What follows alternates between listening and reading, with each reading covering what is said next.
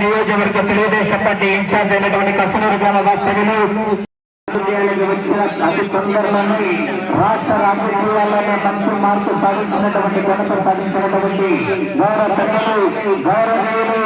నియోజకవర్గంలోని మనకంటూ ఒక మంచి పేరు ప్రతిష్టలు సంపాదించినటువంటి గౌరవనీయులు గౌరవ పెద్దలైనటువంటి నియోజకవర్గ తెలుగుదేశం పార్టీ ఇన్ఛార్జ్ అయినటువంటి నారాయణ రవీంద్రనాథ్ రెడ్డి గారి చేతుల మీదుగా ఆ యొక్క పూజాది కార్యక్రమాలు నిర్వహించి రైతు బిడ్డగా పద్నాలుగు పండుగ కరుడా పంచాయతీ జతను కూడా ఈ యొక్క రైతు సంబరాన్ని కూడా ప్రారంభించారు.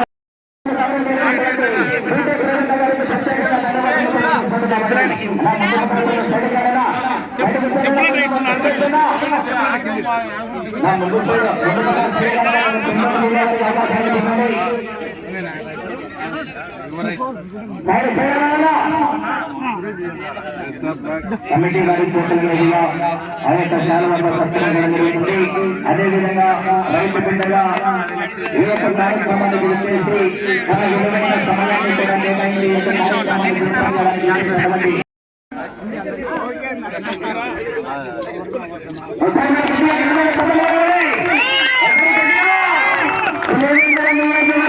మంచి పేరు ప్రతిష్టమైనటువంటి నాయకుడు మంచి అదేవిధంగా ఈ యొక్క కార్యక్రమంలో అచ్చుబెట్ట రఘునాథరెడ్డి గారు ఈ యొక్క కార్యక్రమాన్ని గుర్తి ఈ యొక్క కార్యక్రమాన్ని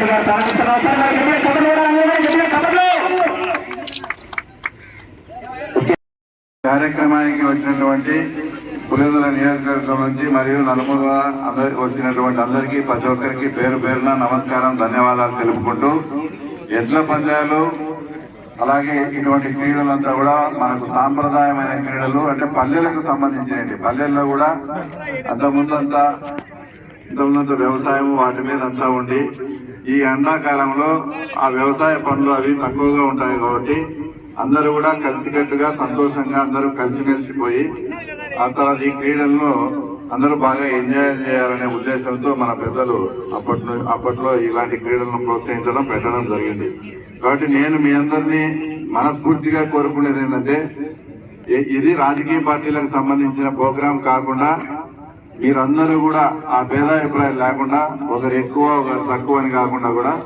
అందరూ కూడా ఎవరి వంతులో వాళ్ళు దీంట్లో పార్టిసిపేట్ చేసి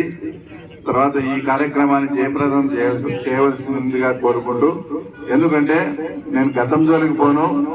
తర్వాత ఈ రోజు మీరు చూడండి ఎక్కడి నుంచే కాషాయ జెండాలంతా చుట్టూ ఉంటే అది ఒక భక్తిభావము, ఒక మంచి వాతావరణం. దాని మీద మన పార్టీ జెండాలు కట్టుకొని చేస్తే చూసేదానికి కూడా కొంచెం ఎఫెక్ట్గా ఉంటుంది. కాబట్టి ప్రత్యేకించి మా వాళ్ళు ఈరోజు కాషాయ జెండాలు కట్టి ఈ కార్యక్రమాన్ని నిర్వహించడం కూడా మాకు కానీ వెంకరమ్మ గూడూరు ప్రజలు రాజకీయ పార్టీలకు సంబంధం లేకుండా భేదాభిప్రాయం లేకుండా బ్రహ్మాండంగా ఉత్సవం జరుపుతున్నారనే ఒక సందేశం కూడా ఇవ్వడం కాబట్టి ఇది చాలా సంతోషకరం. అందరూ కూడా తమ వంతు పార్టిసిపేట్ చేసి ఎక్కడ కూడా చిన్న అవాంఛనీయ సంఘటన జరగకుండా ఈ కార్యక్రమం జయప్రదం చేయవలసిందిగా అందరినీ మరీ కోరుకుంటూ సెలవు తీసుకుంటున్నారు.